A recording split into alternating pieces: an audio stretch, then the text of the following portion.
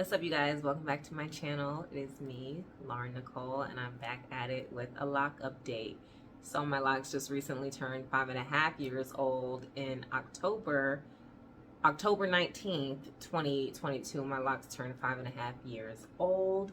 And so I feel like it's time to give you guys another update because, yes, they've still just been treating me wonderfully. And I just want to share my experience and just continue to encourage people who are thinking about locking their hair, just go on ahead and do it.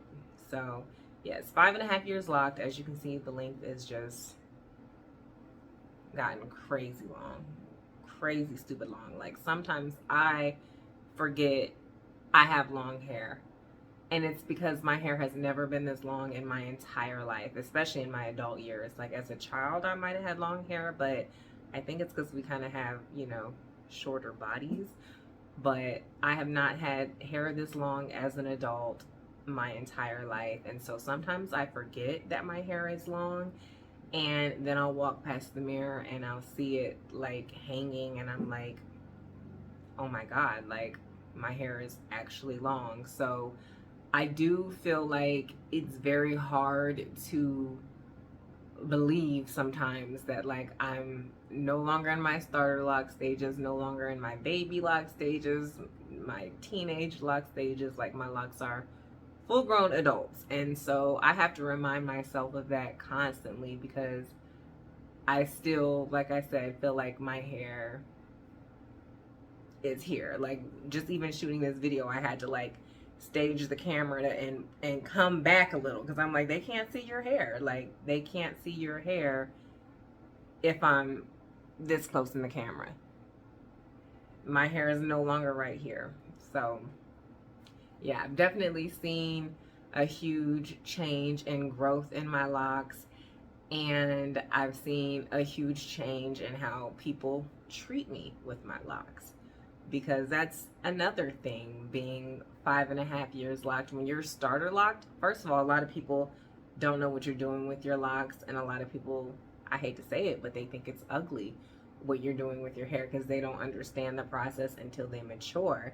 And so going through that experience, like, I think it's crazy. I do, because I actually admire starter locks more than I even admire mature locks now, which was different when I first started. Because when I see a set of mature locks, I am like, those locks are going to be dope. Like I can just tell by how they start them off. Whereas when I was a starter lock head, I was more so intrigued by mature locks. But now starter locks totally draw me in. And so I know if I was to ever want to cut my locks off and restart them, going through the beginner stage would be nothing for me. I'd have more fun going through the beginner stage than I ever did the first go round. So yeah, I feel like I have much more of a greater appreciation for people that I see with starter locks,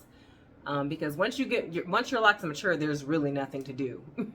There's really nothing to do but to just let them keep maturing and growing. And so yeah, I every time I see a sister or even a man who just goes out on a limb and starts that, I have a level of respect, because in this world now that we live in, where there's starter locks, faux locks, lock extensions, any and everything you can do to skip the genuine lock process, I have so much respect for people who have gone the natural routine, the natural route. And I just went to Jamaica. Me and my husband just went to Jamaica. And that's where I really got a lot more confidence with my locks, because even though, out here, yeah, people are always like, oh, are you Rastafarian or whatever? It, to me, felt different being in Jamaica and hearing actual locals. Like, they would see me and my husband and just shout out, Rasta, Empress, respect. Like, they just really loved our hair. And that's crazy in Jamaica because a lot of people have locks, but we're on a resort, and so the only locals are the employees. But I think they're just probably not used to seeing a lot of Americans come in with natty locks, and so yeah, we stood out like a sore thumb. They kept asking my husband, was he a descendant of Bob Marley? And yeah, like I said, everywhere we went, it was just, they just had so much love for our hair on the resort. And then when we left the resort, we saw that, of course, there's people with locks all over Jamaica. But it's different when you're on a resort and you're just used to seeing nothing but American travelers. And even if they do have locks, they're more of a manicured lock, not a natty rooted lock. And so, yeah, I definitely felt the love in Jamaica. And I'm like, I need to move there because I'm an Empress in Jamaica, if y'all didn't know. I'm an Empress in Jamaica. And so it definitely felt good to just go out there and get that type of love for my hair. Because, yeah, you still, like, I get more appreciation for my hair out here, but the love was overwhelming in Jamaica. And so I must say that that was almost like a second home for me. So I loved it. But yeah, and also the beach waters. So I was in the ocean every day in Jamaica, every day. At first, I went out there with a twist out, and I was like, I'm not gonna get my locks wet because I had the crimps. But it's something about being in Jamaica, you cannot help yourself. You cannot help yourself. So I think like day 3, I actually did dive my head in the water. And I will say that salt water felt so good and healthy on my locks. I think I'm going to try and insert the clip if I have it, but I really think that my hair grew.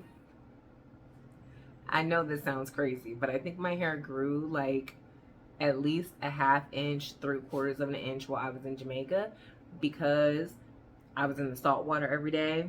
I would be on the beach and it would start raining and I would literally just still be in the beach. And then I did not wash my hair until probably 2 weeks after I came home. And I swear my locks have never felt so soft just letting that beach water sit in them. Like, most people would think, oh, you've been to the beach, you need to wash your hair.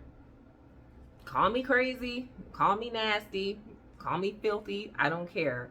But going into the beach water and letting my locks get wet and then letting them dry naturally in that Jamaican sun, it did something to my hair. And I feel like that's where my length just took off even extra. So yeah, if you can travel and get out of these dirty beach waters in America, go somewhere tropical. I highly, highly recommend it, because I'm telling you, my hair and skin, it did something.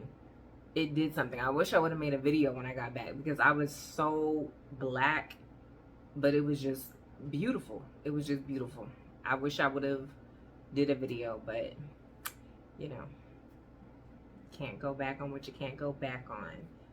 But I definitely enjoyed what Jamaica did to me physically, minus the weight gain, because yeah, I gained a whole lot of weight. The food is out of this world, and when you're staying all inclusive, you're gonna eat all day, even when you're not hungry. So minus that, I loved it. I loved every part about it. But yeah, so my hair is still thriving. I still have my lock sprinkles in.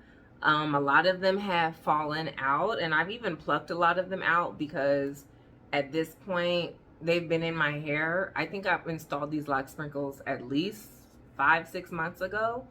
And so yeah, a lot of them just kind of pluck out now, and I'm just letting them do it. I still get a lot of compliments on the sprinkles, but there's not even as many in my head as there was before, and that's okay. But yeah, I still have my lock sprinkles in, and I think once they fall out, I'm just gonna let them fall out, because I'm always still thinking about coloring my hair, even though y'all know, if you know me and you've been watching my channel, I say that all the time. And I probably won't, but I still think about coloring my locks. So when the lock sprinkles all fall out, that's probably just gonna be it. But yeah, I can't believe that they've been in my hair for this long, because I'm not even a professional lock sprinkleist. So the fact that they've been in my hair this long, I'm happy about that. As far as my lock routine, y'all already know I'm minimalist.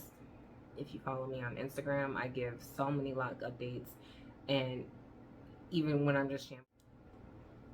But yeah, I really do not do much to my hair at all. I just keep it clean and I keep it moisturized and very minimal product. Literally, African black soap, Castile soap, natural oils. I don't do anything. There's no miracle product. There's nothing that I can share with you guys that I just feel like escalated my hair growth or anything. Like, I'd be lying. There's nothing I can share. It's literally just letting my hair do what it needs to do, and that's something. And I hope Gucci does not start. That's something that I hope everybody understands, because I feel like as black women, we're so desperate on that miracle product, and I don't have that. My hair grew naturally as hair should do. So I don't have no miracle product. I'm still a semi-freeformer. I understand for multiple reasons I cannot call myself a freeformer, but I am still a semi-freeformer. And the only thing I even have to do is separate the locks in the back where my hair is a little finer and they attach, but I really don't even have to separate my locks anymore, to be honest with y'all. Like, I really don't even have to separate my locks. Like, now that they're mature, they just kind of do their own thing.